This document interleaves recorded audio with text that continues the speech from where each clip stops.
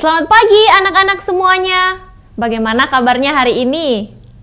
Ibu berharap semuanya dalam keadaan baik dan sehat-sehat.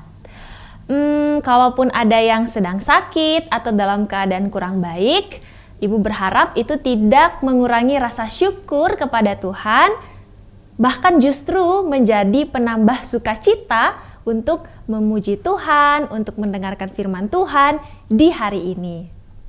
Puji Tuhan anak-anak sekalian, hari ini kita diberikan kesempatan lagi oleh Tuhan untuk beribadah. Oleh karena itu, mari kita persiapkan diri kita dan Ibu akan memimpin kita di dalam doa pembuka. Mari anak-anak sekalian, kita bersatu di dalam doa. Allah Bapa yang Maha Kuasa, kami sungguh bersukacita dan bersyukur kepadamu oleh karena pemeliharaan dan kasih setia Tuhan yang tidak pernah berkesudahan di dalam kehidupan kami. Hingga di detik ini Tuhan, kami melihat dan merasakan bagaimana Engkau terus memelihara kami. Tuhan menganugerahkan kepada kami setiap hari, setiap waktu yang boleh kami jalani bersama, dan setiap hal yang boleh kami alami, baik di rumah masing-masing ataupun selama proses pembelajaran secara daring. Ya Tuhan, kami bersyukur untuk segala sesuatu yang telah kami alami, karena kami mau percaya Tuhan bahwa segalanya itu membawa kami semakin dekat kepada Tuhan. Dan di saat ini Tuhan, kami juga bersyukur untuk waktu yang Tuhan berikan sehingga kami boleh beribadah dan memuji serta nantinya akan mendengarkan firman Tuhan. Tolong kami ya Tuhan, kuasa Roh Kudus-Mu kiranya memenuhi hati dan pikiran kami sehingga selama ibadah ini kami berfokus kepada Tuhan. Hati kami boleh tenang dan pikiran kami pun boleh tenang. Terima kasih Tuhan untuk saat ini. Dan ibadah hari ini kami serahkan hanya di dalam nama Tuhan Yesus Kristus, Tuhan dan Juru Selamat kami yang hidup. Amin. Oke anak-anak sekalian, kita akan menyanyikan sebuah lagu yang telah dipersiapkan untuk memulai ibadah kita dan pujian kita hari ini, yang berjudul Haleluya to the Lamb.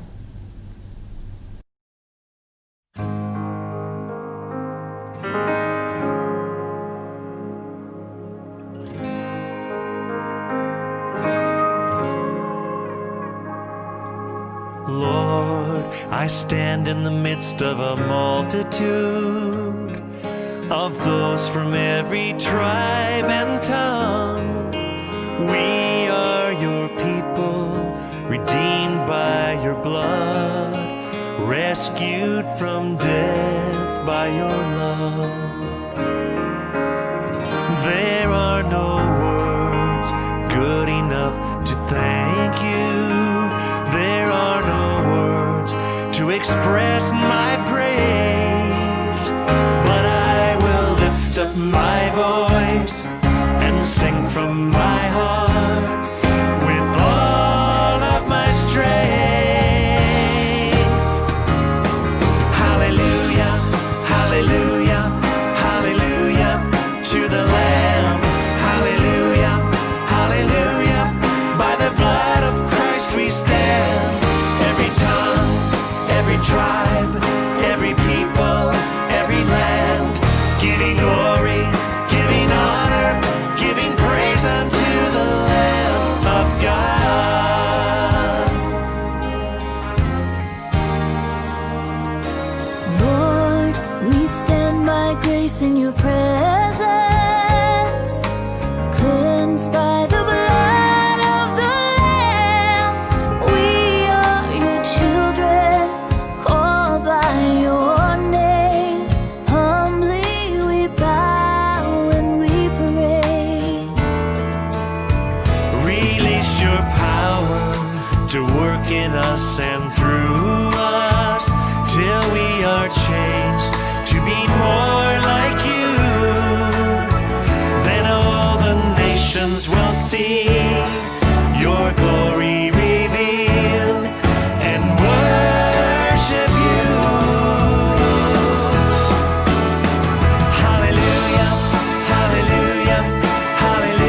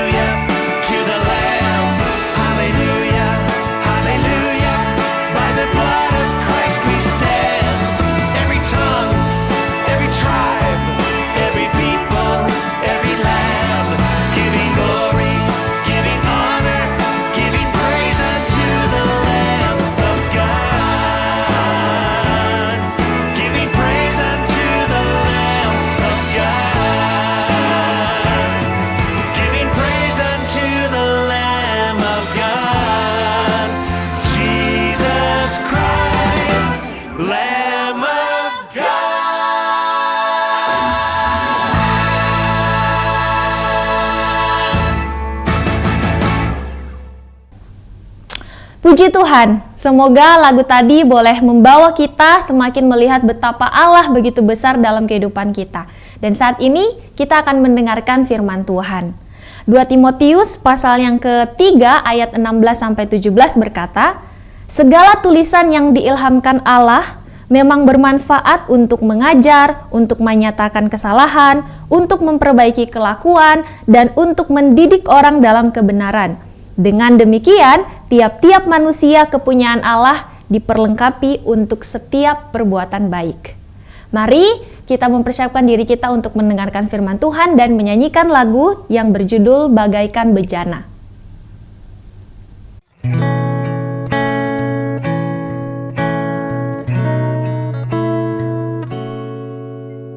Ku mau seperti-Mu, Yesus, disempurnakan selalu dalam setiap jalanku, memuliakan nama-Mu.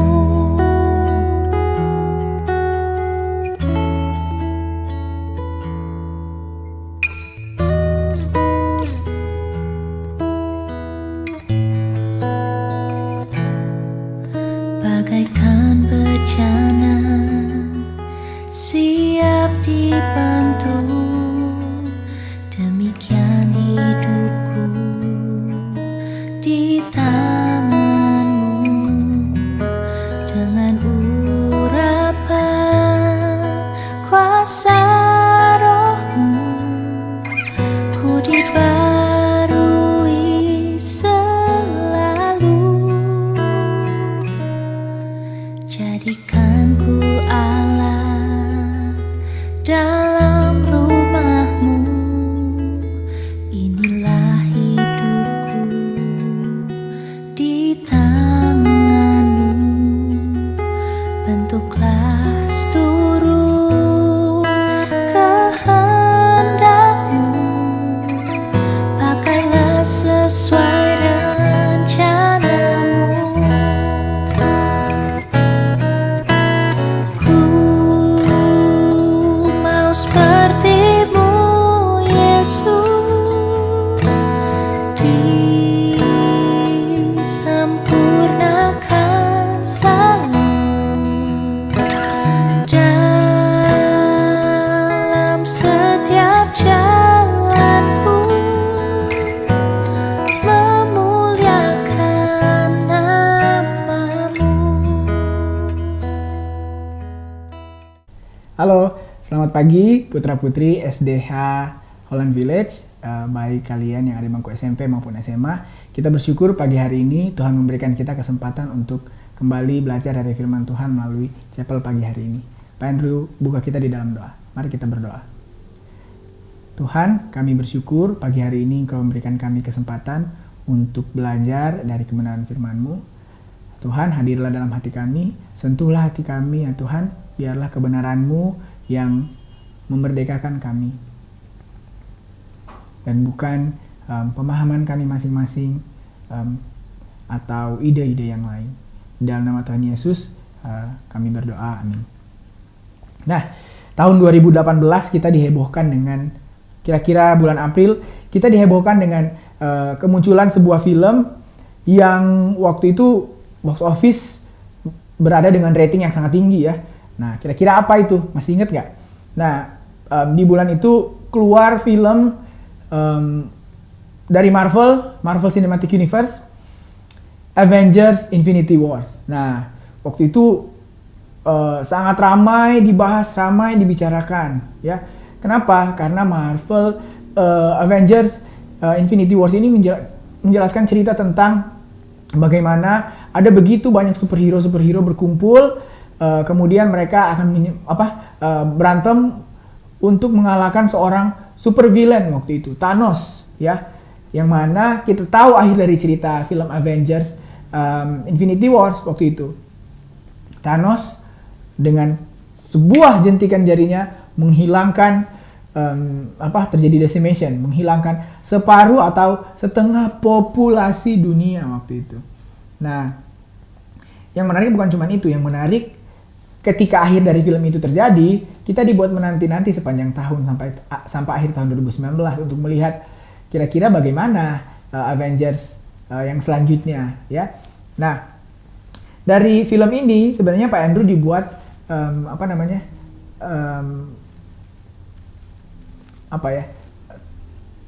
dibuat banyak berpikir begitu.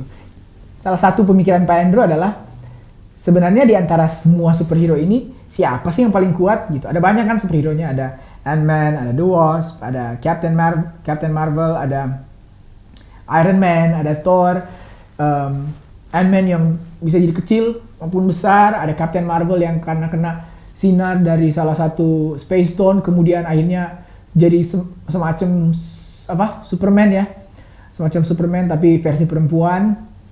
Kemudian ada Iron Man yang sangat pintar dan bisa membuat armor suit yang luar biasa hebatnya, atau Thor yang adalah God ya waktu itu. Nah, sebenarnya dari semua superhero itu kira-kira siapa yang menjadi superhero yang menurut kalian yang paling keren lah. Nah, kalau dari Pak Andrew, saya sendiri paling suka dengan Doctor Strange. Kenapa? Karena yang saya suka dari Doctor Strange adalah bukan hanya karena film salah satu sequelnya ya waktu itu khusus membahas tentang Doctor Strange yang interface-nya atau video-videonya yang kualitas tinggi begitu yang membuat itu menarik, tapi salah satu yang Pak Andrew suka adalah super power-nya beliau ya, super power dari Doctor Strange yang mana dia dapat menggunakan magic dan dapat menggunakan time stone sehingga Doctor Strange mampu untuk memprediksi kemungkinan apa yang akan terjadi di masa depan dengan melihat pilihan-pilihan yang diambil manusia. Nah, kita masih ingat scene ini ditampilkan di Avengers Infinity War, di mana waktu itu Doctor Strange sudah berjanji tidak akan memberikan time stone itu kepada Iron Man ya, karena dia tahu Iron Man pasti akan mungkin ceroboh atau gegabah sehingga mungkin akan menyerahkan time stone itu. Namun akhirnya Doctor Strange yang begitu kaku, yang begitu keras kepala, akhirnya memberikan itu kepada Tony Stark atau Iron Man. Kenapa? Karena waktu itu dia sudah bertapa dan melihat begitu berjuta-juta kemungkinan kira-kira bagaimana mereka bisa mengalahkan Thanos waktu itu. Nah, disinilah Pak Andrew akhirnya kagum dengan sebenarnya superpower yang paling hebat itu adalah superpower yang bisa memprediksi apa yang dapat terjadi di masa depan. Nah, saat ini sebelum Pak Andrew membagikan apa yang akan disampaikan oleh firman Tuhan, mari kita bersama-sama membuka bagian firman Tuhan yang terambil dari kitab Yesaya pasal yang ke-41 ayat 21 hingga ayat ke-29. Sekali lagi, kitab Yesaya pasal ke-41 ayat 21 hingga ayat yang ke-29. Pak Andrew bacakan ya. Yesaya 41 ayat 21 hingga ayat yang ke-29. Tuhan menantang berhala-berhala. Ajukanlah perkaramu, firman Tuhan. Kemukakanlah alasan-alasanmu, firman Raja, Allah Yakub. Biarlah mereka maju dan memberitahukan kepada kami apa yang akan terjadi. Nubuat yang dahulu, beritahukanlah apa artinya, supaya kami memperhatikannya atau hal-hal yang akan datang. Kabarkanlah kepada kami, supaya kami mengetahui kesudahannya. Beritahukanlah hal-hal yang akan datang kemudian, supaya kami mengetahui bahwa kamu ini sungguh Allah. Bertindak sajalah, biar secara baik ataupun secara buruk, supaya kami bersama-sama tercengang melihatnya. Sesungguhnya kamu ini adalah seperti tidak ada, dan perbuatan-perbuatanmu adalah hampa. Orang yang memilih kamu adalah kejijikan. Aku telah menggerakkan seorang dari utara, Dan ia telah datang dari sebelah matahari terbit. Aku telah memanggil dia dengan namanya.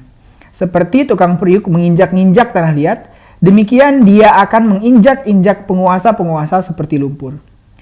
Siapakah yang memberitahukannya dari mulanya, sehingga kami mengetahuinya, dan dari dahulu sehingga kami mengatakan, benarlah dia? Sungguh, tidak ada orang yang memberitahukannya, tidak ada orang yang mengabarkannya, tidak ada orang yang mendengar sepatah kata pun daripadamu. Sebagai yang pertama, aku memberitahukannya kepada Sion, dan aku memberikan orang yang membawa kabar baik kepada Yerusalem. Apabila aku melihat berkeliling, maka tidak ada seorang pun, dan di antara semua mereka ini, tidak ada yang dapat memberi petunjuk, atau yang dapat memberi jawab, kalau aku menanyakan mereka. Sesungguhnya, sekaliannya mereka seperti tidak ada, perbuatan-perbuatan mereka hampa, patung-patung tuangan mereka angin, dan kesia-siaan. Nah, Yesaya 41 ayat 21 sampai 29. Demikianlah firman Tuhan. Nah, konteks dari sebelum Pak Andrew menjelaskan Yesaya 41 ayat 21 hingga 29, Pak Andrew menjelaskan konteksnya. Jadi, kitab Yesaya itu diibaratkan oleh beberapa komentari sama seperti kita membaca seluruh Alkitab secara keseluruhan. Karena kitab Yesaya itu terbagi di dalam dua bagian. Yesaya ayat 1 sampai Yesaya yang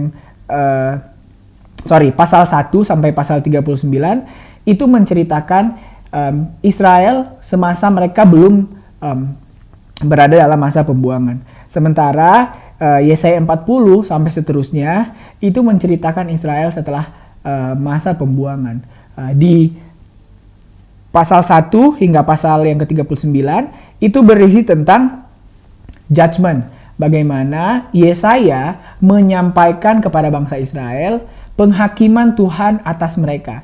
Nah, setelah terjadi pembuangan di pasal 40 dan seterusnya, bagaimana Nabi Yesaya yang mana waktu itu sudah melalui masa pembuangan, di dalam tulisan-tulisannya menyampaikan kabar harapan kepada bangsa Israel yang waktu itu sudah berada di dalam pembuangan. Nah, pasal yang ke-40 itu berisi tentang comfort atau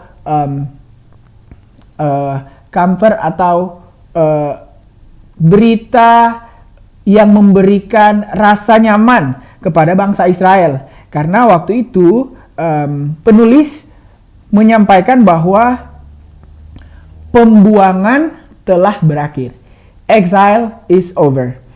Jadi pembuangan sudah berakhir dan Israel sudah dapat kembali ke rumah atau ke tanah perjanjian. Mereka melalui ayat 40 disampaikan, hai Israel, waktu kalian dibuang sudah selesai. Kerajaan Allah akan datang. Jadi pasal 40 itu menceritakan mengenai pengharapan. 40 sampai nanti dan seterusnya ya. Nah,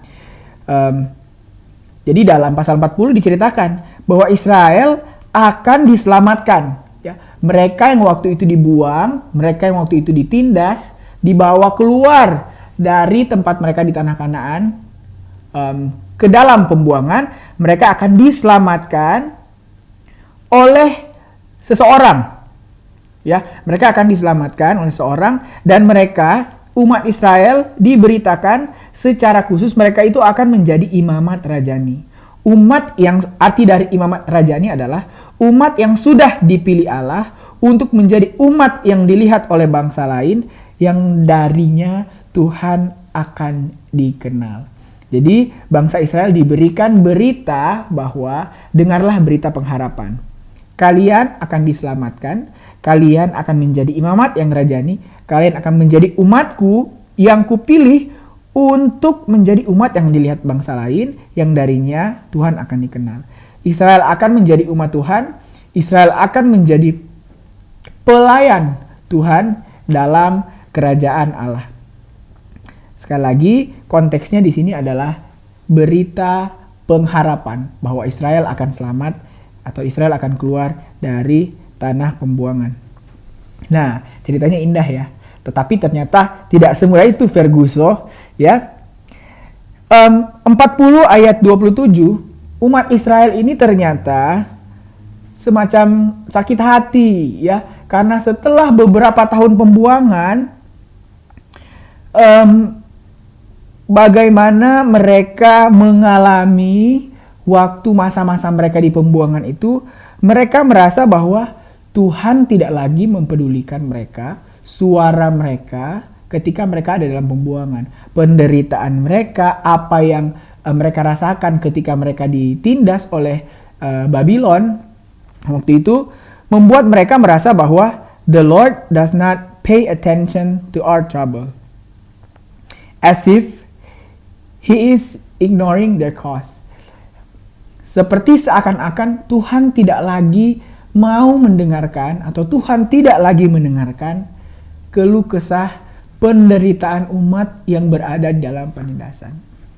Nah, menggambarkan bagaimana keluh kesah umat yang ada di bawah penindasan atau perbudakan atau pembuangan, sulit untuk menggambarkan ini ke kalian ya. Gampangnya mungkin Pak Andrew bisa menggunakan contoh ini. Ketika kalian memiliki sebuah hak misalnya, kemudian hak kalian itu atau kebebasan kalian misalnya itu diambil, dan ketika kebebasan itu diambil, kalian justru diajak untuk mengerjakan sesuatu yang tidak sesuai dengan kehendak kalian. Ya, kurang lebih seperti itu. Contohnya mungkin misalnya apa? Nggak usah bahas susah-susah tentang pembuangan ya. Contohnya misalnya ketika kalian bermain dan waktu bermain kalian diambil dan diminta untuk mengerjakan sesuatu yang kalian tidak mau. Kalian pasti marah kan? Dan kalian akan merasa, wah saya menderita, saya dibuat menderita oleh, ya ada drama lah yang akan terjadi kira-kira. Tapi poinnya adalah waktu itu bangsa Israel kecewa dan merasa bahwa Tuhan tidak lagi peduli, ya, semacam sinetron. Tuhan tidak lagi peduli dan mendengarkan tentang apa yang menjadi keluh kesah mereka.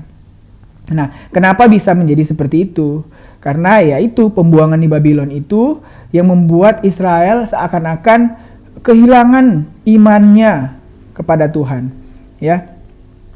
Yang dulunya mereka merasa Tuhan akan datang menyelamatkan, Tuhan kita itu besar. Dari cerita-cerita sebelumnya, dari nenek moyang mereka bagaimana Tuhan menyelamatkan mereka dari Mesir. Saat ini mereka di bawah penindasan Babylon, mereka kehilangan iman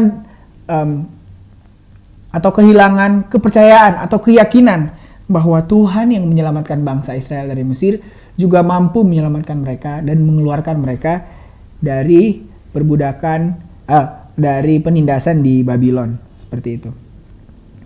Mungkin ada pemikiran yang muncul yang mengatakan bahwa maybe God is not that powerful. Apalagi waktu itu nanti akan ada cerita bagaimana Babylon itu akan dikalahkan oleh Persia ya. Nah, bagaimana ini Tuhan? Bukannya kami diselamatkan, malah bangsa yang menindas kami dikalahkan oleh bangsa yang lain, dan mereka akan menjadi bangsa buangan di tempat yang lain lagi seperti itu. Apa maksud dari semua cerita ini ya Tuhan? Itu yang membuat Israel mungkin kehilangan imannya. Ya, Israel kehilangan imannya. Israel loses faith under the circumstance. Israel kehilangan keyakinan mereka akan Tuhan yang menjadi Allah mereka, akan Tuhan yang sudah menyelamatkan mereka, yang membawa mereka keluar dari tanah pembuangan. Saat itu mereka tidak percaya bahwa Tuhan mampu untuk menyelamatkan mereka dari pembuangan di Babylon dan Persia. Nah, sehingga Tuhan memberikan jawaban kepada mereka di pasal 41 hingga pasal yang ke-47. Tuhan memberikan respon atas tuduhan yang ada di pasal 40. Ya, Tuhan memberikan respon atas tuduhan bahwa Allah tidak mendengarkan mereka, atau atas kata-kata yang seakan-akan menyatakan bahwa maybe God, He is not that powerful. Mungkin ya, atas implikasi yang muncul seperti itu. Sehingga respon Tuhan di pasal 41 ayat 22 sampai 29 itu, ayat 21 sampai ayat 29, yang dalam konteks trial scene atau konteksnya seperti di dalam ruang peradilan, Tuhan sedang diperhadapkan dengan Tuhan memperhadapkan dirinya dengan Allah lain. Ya, karena waktu itu kan Israel seakan-akan mengimplikasikan bahwa maybe God is not that powerful. Sehingga Tuhan di dalam konteks peradilan justru memulai dengan kata-kata ini ya di Yesaya 41 ayat 21. Ajukanlah perkaramu.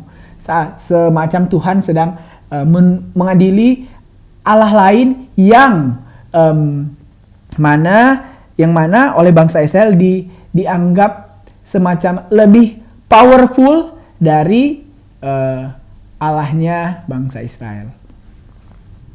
Nah, Pak Andrew berhenti sampai di sini. Dan Pak Andrew ingin mengajak kita berpikir, apa hubungan cerita tentang Doctor Strange di awal dengan konteks cerita yang ingin Pak Andrew bawa? Di dalam pembacaan kita, di ayat 22 sampai ayat 24 yang akan menjadi fokus Pak Andrew ingin mengajak kita melihat. Di situ Tuhan berkata, biarlah mereka maju dan memberitahukan kepada kami apa yang akan terjadi. Nubuat yang dahulu, beritahukanlah apa artinya, supaya kami memperhatikannya. Atau hal-hal yang akan datang, kabarkanlah kepada kami, supaya kami mengetahui kesudahannya. Beritahukanlah hal-hal yang akan datang kemudian, supaya kami mengetahui bahwa kamu ini sungguh Allah. Nah, jadi Tuhan semacam menantang Allah yang dianggap Allah oleh bangsa Israel. Waktu bangsa Israel seakan-akan mempersandingkan Allah dengan idolsnya mereka atau ilah lain, carving image yang mereka buat. Ketika mereka menganggap maybe God is not that powerful. Nah, waktu itu Tuhan di dalam case ini Tuhan waktu itu kan idolsnya tidak menjawab. Di ayat 21 kita tidak melihat idols memberikan jawaban apa-apa ya, atau ilah lain itu memberikan jawaban apa-apa, berhala lain itu memberikan jawaban apa-apa. Tetapi di ayat yang ke-22 Tuhan akhirnya menyambung dan meminta, oke, kalau mereka memang Allah and all powerful, oke, sekarang tunjukkan kalau mereka all powerful, all knowing. Tunjukkan kalau mereka dapat menjelaskan tentang nubuatan-nubuatan, apa yang terjadi di masa lalu, untuk misalnya bisa menjelaskan apa yang akan terjadi di masa yang akan datang. Tunjukkan itu yang menjadi permintaan Tuhan di ayat 22 dan 23. Dan pertanyaannya, apakah itu ditunjukkan oleh Allah lain? Justru Tuhan kita, Allah bangsa Israel yang menyatakan dirinya di dalam Tuhan Yesus Kristus, yang menjelaskan kepada kita di ayat yang ke-25 sampai ke ayat yang ke-27 bagaimana Tuhan, dialah yang satu-satunya mampu menjelaskan nubuatan yang terjadi di zaman dahulu dan apa yang akan terjadi di zaman datang. Nah, mungkin kalian akan berpikir seperti ini, Mr. Andrew, di dunia saat ini emangnya masih ada ya Allah-Allah lain yang dalam bentuk patung yang kami sembah? Apalagi kalian misalnya kita mengaku sebagai, oh, kami ini bersekolah, kami ini kaum terdidik. Tidak lagi kita menganggap Allah-Allah lain itu seperti misalnya patung-patung sembahan atau benda-benda yang lain misalnya, atau apa yang sedang disampaikan di dalam kitab Yesaya ini, Allahnya bangsa lain, yaitu image yang mereka buat sendiri waktu itu. Memang mungkin kita akan kesulitan untuk menemukan paralel atau kira-kira apa yang mirip gitu ya. Nah, sehingga Pak Andrew perlu menjelaskan ya, kira-kira bentuk Allah lain saat ini. Kalau di dalam firman Tuhan ini kan Allah lain ini tidak memberikan jawaban ya. Tapi kalau saat ini ya, ada Allah lain yang kira-kira itu dijadikan dasar atau acuan oleh orang-orang sekarang untuk seakan-akan mengatakan bahwa Allah kita is not that powerful. Our God is not that powerful. Nah, ini berhubungan dengan cerita Doctor Strange. Nah, di dunia nyata, atau pertanyaan gampangnya Pak Andrew ubah ya. Di dunia nyata, Doctor Strange ini dapat ditemukan dalam bentuk apa sih? Nah, Doctor Strange dapat ditemukan dalam bentuk scientism. Nah, Pak Andrew ingin menjelaskan dua buah ranah yang sebenarnya berbeda, tetapi orang selalu salah kaprah. Nah, yang pertama adalah science, yang kedua adalah scientism. Nah, perbedaan science dan perbedaan scientism. Science itu adalah ilmu yang mana seluruh saintis ketika belajar seharusnya mengetahui bahwa apa yang mereka kerjakan adalah usaha untuk melihat bagaimana dunia ini itu memiliki pola-pola teratur, and they're trying to discover that order or that pattern untuk akhirnya dapat menjelaskan peristiwa atau fenomena-fenomena yang terjadi saat ini di alam, in our natural world, sehingga produk dari sains itu mampu menjelaskan apa yang terjadi dan memberikan kepada kita kemampuan untuk memprediksi kira-kira apa yang akan terjadi di masa yang akan datang. Nah, perhatikan sekali lagi ya. Jadi sains yang pertama itu mempelajari tentang bagaimana dunia ini sebenarnya bekerja, patternnya apa, ini yang berusaha didiscover. Melalui bukti-bukti empiris, melihat, ini yang terjadi di dunia.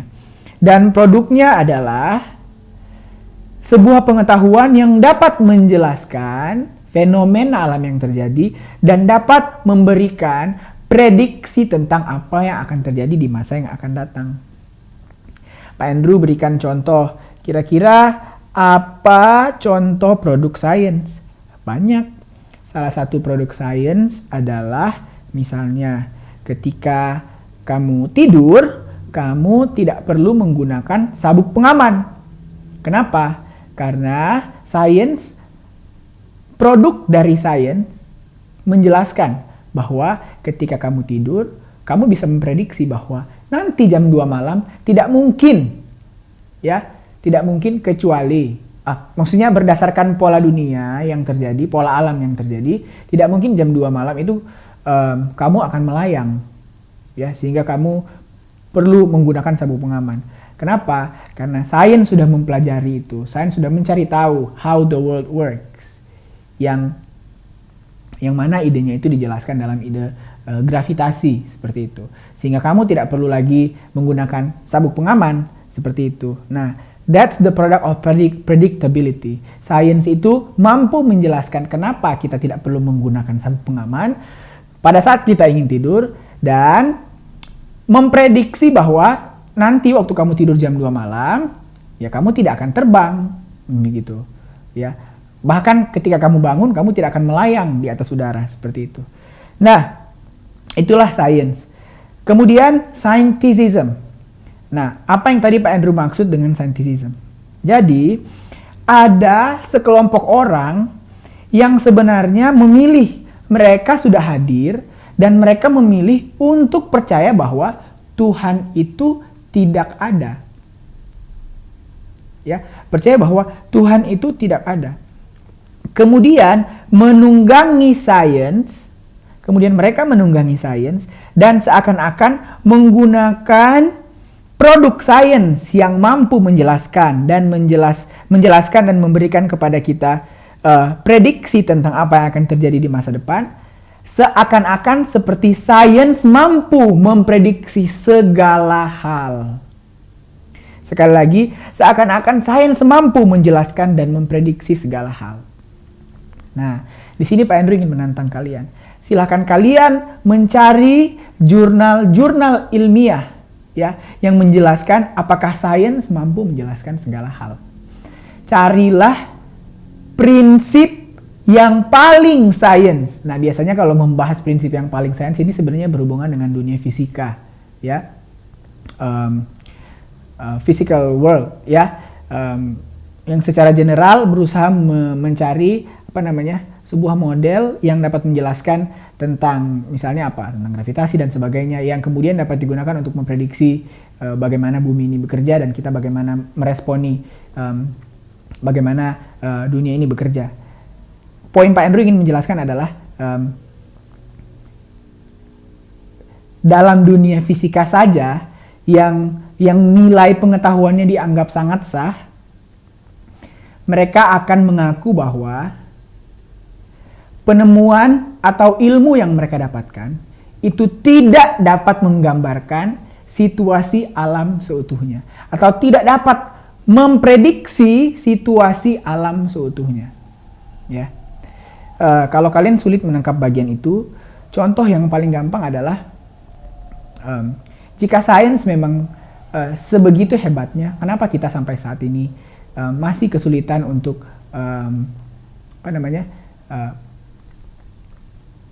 dealing dengan isu coronavirus yang katanya sudah ada titik terang misalnya dengan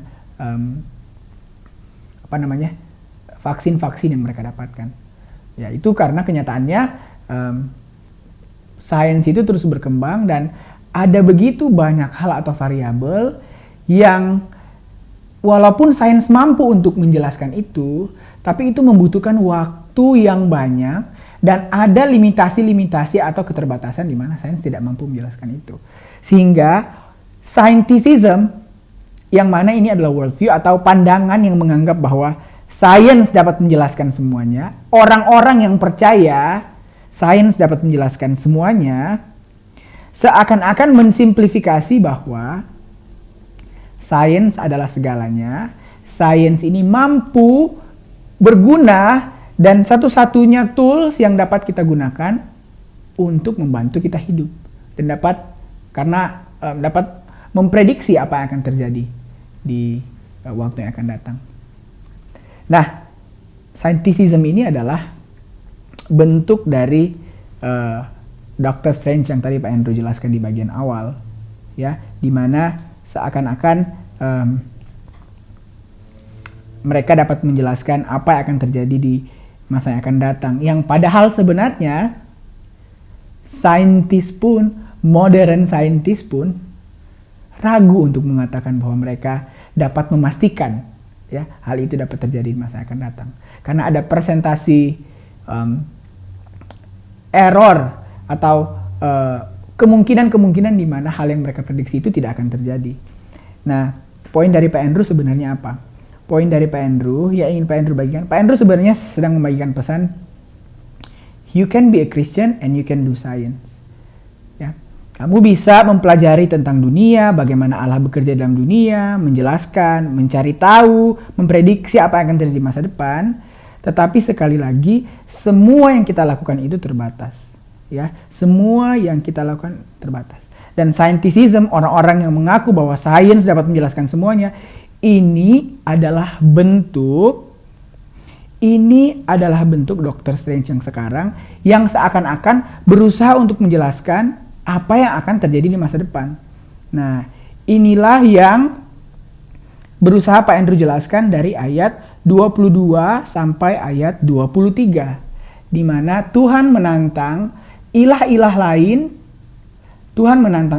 lain atau berhala-berhala dari bangsa Israel yang katanya jika mereka Allah, coba jelaskan apa akan terjadi di masa depan. Nah, sekarang Pak Andrew ingin mengajak kita, mari kita bandingkan dengan Tuhan yang menantang ilah-ilah lain itu untuk menjelaskan apa yang akan terjadi di masa depan.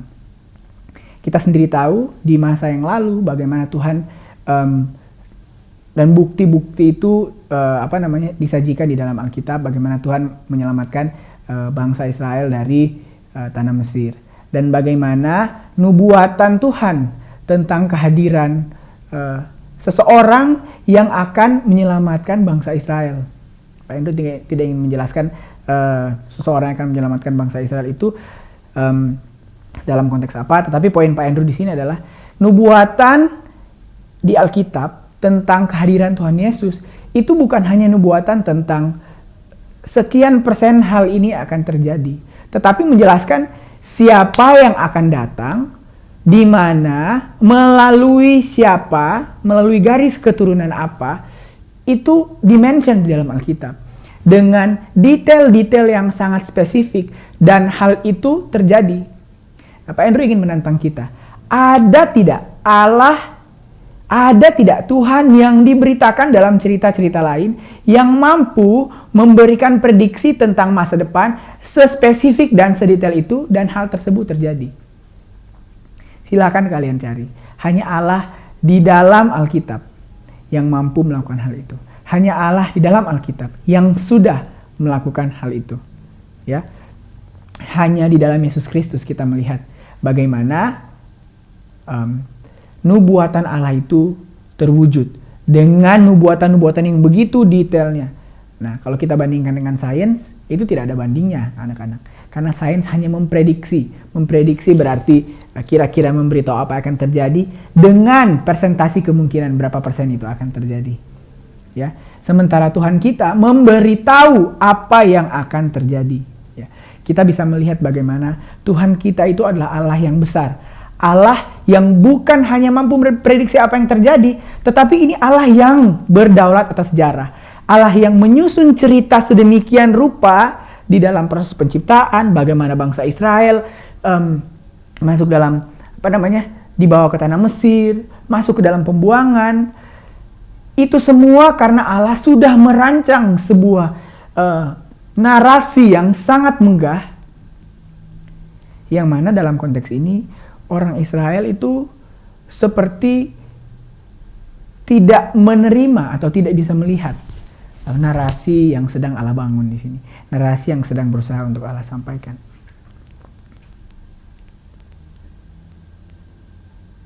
Ya, di sini ayat pasal 41 ayat 24. Mari kita baca pasal 41 ayat 24. Pak Andrew baca ya. Kamu ini tidak ada. Allah yang orang Israel anggap ini tidak ada. Kenapa? Karena mereka adalah image yang dibuat. Karena mereka adalah image that Israel carved. Dan mereka berusaha sandingkan dengan Allah. Nah, tadi Pak Andrew contohkan atau sebutkan mereka itu di dalam masa kita yang sekarang muncul dalam bentuk apa? Muncul dalam bentuk paham scientism. Paham di mana seakan-akan sains itu dijadikan Tuhan dan sains dapat menjelaskan segalanya, ya. Nah, mereka itu tidak ada. Pada dasarnya mereka itu sebenarnya hanyalah orang-orang yang tidak ingin percaya dengan Tuhan, ya. Dan kemudian perbuatanmu adalah hampa, ya. Perbuatan dari Allah lainnya adalah hampa. Kenapa hampa? Karena mereka memang tidak ada Allah lainnya. Mereka itu adalah ide atau image yang orang-orang buat hanya karena orang-orang tidak mau memilih untuk percaya dalam cerita Allah. Lanjut, pasal 41 ayat 24 dikatakan, orang yang memilih kamu adalah kejijikan. Orang-orang yang memilih ini tuh, Pak Andrew, mari kita coba telah dan cerna dengan logika kita. Memilih sesuatu hayalan, imajinasi, ilusi yang kita bangun hanya karena bangsa Israel waktu itu apa? Mereka berada dalam situasi atau kondisi yang sangat sulit dan Allah yang hadir dalam kehidupan mereka waktu itu seakan-akan menurut mereka tidak hadir untuk menjawab permasalahan mereka. God is not there to answer their circumstance, ya, their afflictions within their circumstance. Sementara Allah saat itu sedang mengabarkan bahwa berpeganglah pada pengharapan. Tunggu, ya, menunggulah begitu. Karena Allah sudah merancang sebuah cerita, begitu. Dan percayalah dengan pengharapan itu. Ini yang tidak dipercaya oleh orang Israel. Justru mereka mengatakan bahwa yang tadi kita ingat di bagian awal mereka mengatakan bahwa maybe he is not that powerful. Nah, Ya, dari cerita ini sebenarnya kita belajar apa? Kita belajar tentang, semuanya itu dirangkum dalam ayat 24. Orang yang memilih Allah yang kita bangun sendiri di dalam hati kita, yang sebenarnya mereka tidak ada, mereka itu ide yang tidak ada, mereka adalah kejijikan. Nah, orang yang memilih, ya. Nah, kalau ada kata-kata orang yang memilih, nah berarti kita di sini diperhadapkan oleh, berarti ada dua options kan? Nah, options yang pertama apa? Option yang pertama adalah Allah yang menyatakan dirinya kepada bangsa Israel melalui sejarah, ya, dan menyatakan dirinya dengan kehadirannya, penyertaannya melalui suara para nabi, menceritakan bahwa inilah sejarah atau cerita inilah yang akan terjadi, atau ide tentang Allah yang muncul hanya karena penderitaan yang dialami oleh bangsa Israel. Yang mana yang mau dipilih? Allah yang bilang, sabar, I have a plan, I have a story. Atau Allah yang sebenarnya menjadi alternatif yang muncul dalam pilihan bangsa Israel hanya karena apa? Ya, mereka sudah lelah begitu dengan penderitaan yang mereka alami. Jadi dua hal ini sebenarnya yang menjadi pilihan kita. Allah yang menjanjikan tentang ini yang akan terjadi di masa depan, percayalah, peganglah ini. Atau penderitaan kita. Nah, ayat 24 mengatakan, orang yang memilih kamu, yang sekedar memilih penderitaan kita, berfokus pada penderitaan kita sehingga kita akhirnya mencari rasionalisasi yang lain tentang Allah yang lain yang mampu menjawab penderitaan kita, adalah kejijikan. Nah, kejijikan ini maksudnya apa? Tadi malam saya dan adik saya menemukan, saya tidak bisa memikirkan metafora yang lain atau gambaran yang lain. Kami menemukan makanan yang busuk gitu di suatu tempat, dan waktu menemukan itu kami kaget, ternyata ini sumber dari bau yang ini ya. Adik saya yang menemukan itu langsung waktu menemukan makanan yang sudah berjamur dan baunya lumayan menyengat, mengambil itu dan akhirnya langsung membuang begitu saja karena menjijikan. Itu gambaran saya tentang menjijikan.